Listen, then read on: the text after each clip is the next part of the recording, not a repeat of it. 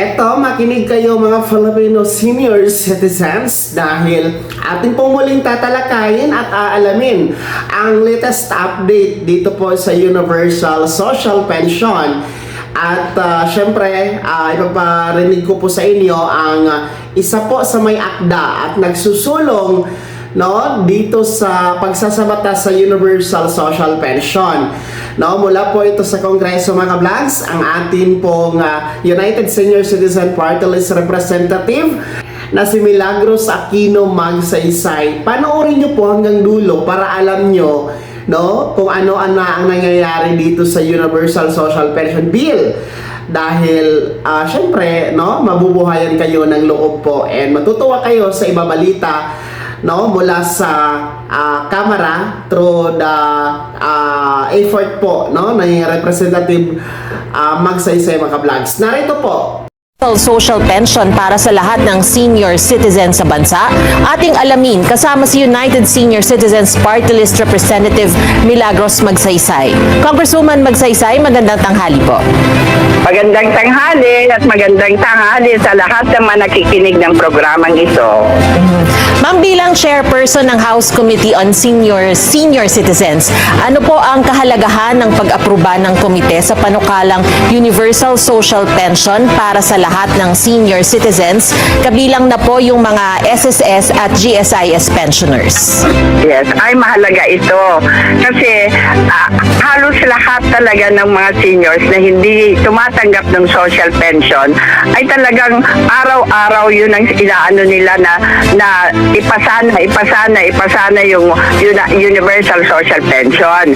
Kasi nga naman ito, lahat na ng seniors basta 60 pataas, may pension man o wala, may kaya ka man o wala, ay o mahirap, ay mabibigyan ka na ng buwanang pension pag ito ay naisabatas na.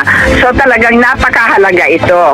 Sa iba, hindi na yung amount kundi yung recognition naman sa mga inambag nila nung kabataan nila.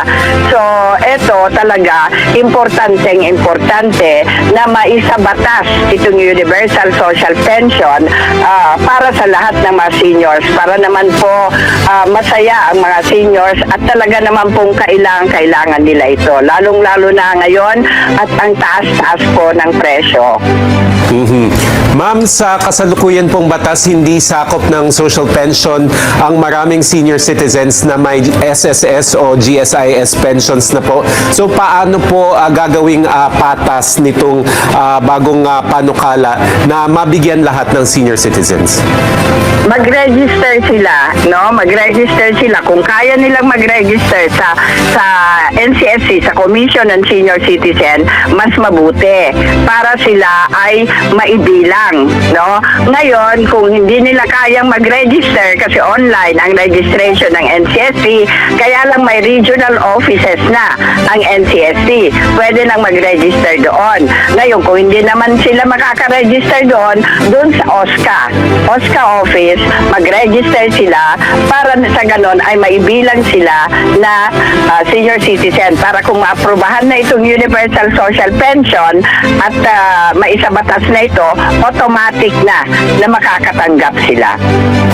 Ma'am, ayon naman sa substitute bill, ang Universal Social Pension na itinuturing na non-contributory monthly grant. Ano po yung malinaw na kaibahan nito sa kasalukuyang pensyon na natatanggap ng senior citizens mula sa SSS o GSIS? Yung social pension ngayon? Opo. Oo, yung social pension ngayon kasi para lang sa may indigents, para sa mahirap na walang pagkuhanan, walang sumusuporta at masasaktin. Yan po ang dapat tumanggap ngayon ng social pension na 1,000.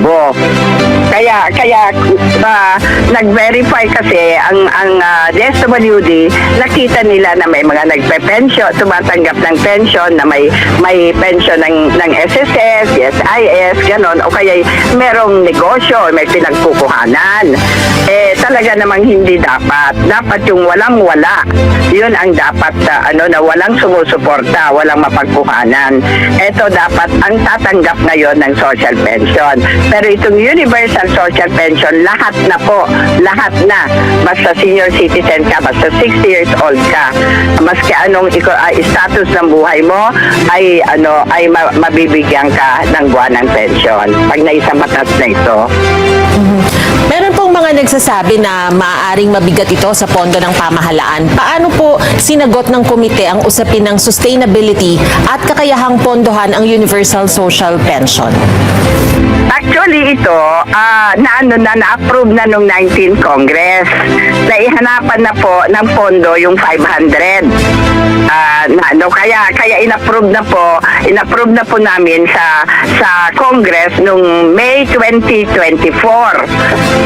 19th Congress pa po ito. Kaya lang, hindi po inaksyonan ng Senado. So, ngayon, inirefile ko uli at nagbakasakali lang ako na gawing 1,000. Yung members po ng committee na pagkaisahan po namin na gawin ng 1,000. So, ngayon, nasa Committee on Appropriation na at kinakausap pa namin yung chairman ng appropriation na kung maaari ay hanapan ng pondo yung another 500 para naman 1,000 ang magiging universal social pension para pantay-pantay na dun sa tinatanggap ng social pension. Ma'am, ano naman po yung magiging papel ng Department of Social Welfare and Development sa implementasyon ng batas, lalo na po sa pag-identify ng qualified senior citizens, payout system at monitoring po ng mga beneficiaryo? Well, ang NCST, meron ng registration at sa kasalukuyan, nasa 9 million na ang nakaregister na senior citizens sa NCSC. Kaya tuloy-tuloy yung registration nila, no? At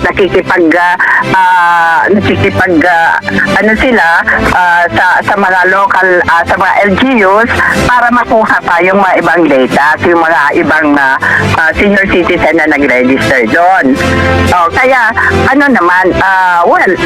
ang talagang nag-gather na ngayon ng data ay ang National Commission on Senior Citizen. Kasi dapat kasi 3 years lang dapat may transfer na yung social pension sa NCSC. Kaya nga nag-prepare na ang NCSC. Oo, pero yun nga, merong executive order si Presidente na ang NCSC ay doon muna sa DSWD. So ma'am, sa nabanggit nyo po na 9 million kanyo yung nagpa-register na, paano naman po ninyo na monitor yung pag-update din sa inyong database kung lahat po ng ito ay consistent na tumatanggap kasi buhay pa po sila? Paano man po ninyo na monitor kung halimbawa ay pumanaw na yung ating senior citizen at hindi naman po napapakinabangan ng kanyang mga iniwan yung social pension na ito? Well, yung social pension sa kasalukuyan, DSWD ang nagbibigay. DSWD ang nagpapatupad kasi hindi pa ito na-transfer sa NCSC. So, ang DSWD ang dapat makaalam kung namatay na yung nagpe-pension o hindi pa, dapat malaman nila yon kasi sila ang namimigay ngayon ng pension. Okay. Ma'am, nakasaad sa panukala na rerepasuhin at maaaring i-adjust ang halaga ng pension kada 2 taon. Ano-ano pong economic indicators ang titignan para masiguro na sapat pa rin ito sa aktwal na gastusin ng mga senior citizen? Well, sa 19th Congress, ang panukala namin ay itataas ng 100, kasi 500 lang noon yung na-approve, but yearly, itataasan ng tigwa 100. Hanggang such time namin na ano na yung 1,000. Pero sa ngayon, ang pinasa namin ay 1,000 na. So wala na kaming naging provision doon. But then, may provision kami na every 2 years ay repasuhin para tingnan kung kailangan itaas. Ma'am, may provision po may provision po ba sa panukala na pwedeng i-waive po ng senior citizen yung pagtanggap po ng Universal Social Pension? At bakit po, kung meron po, bakit po isinama ang option na ito sa panukalang batas? Kasi yun, may mga mayayaman naman siguro na hindi naman nila siguro kailangan yung 1,000. Baka gusto nilang i-donate na lang kung saan yung pakikinabangan ng mga senior citizen gaya ng hospital o kaya yung mga home for the aged, mga charitable institution na pwede namang i-donate na lang nila yung tatanggapin nila na 12,000 a year per annum, pwedeng i-waive na nila at i-donate na lang kung saan nila gustong i-donate. So yun po, no, yung napakinggan po mula sa Kamara, ang isa sa may akda po yan. So good news talaga, no, dahil may possibility na ngayong 2026 ang pagsasabatas sa Universal Social Pension Bill, mga ka-vlogs. 1,000 piso po ito, monthly pension ninyo. Wala nang pipiliin, mayaman o mahirap, may pension o wala, lahat po ay kasama na sa Universal Social Pension, mga ka-vlogs. So yan po ang isa sa ating abangan ngayong 2026. Maraming salamat po sa panonood. God bless us all.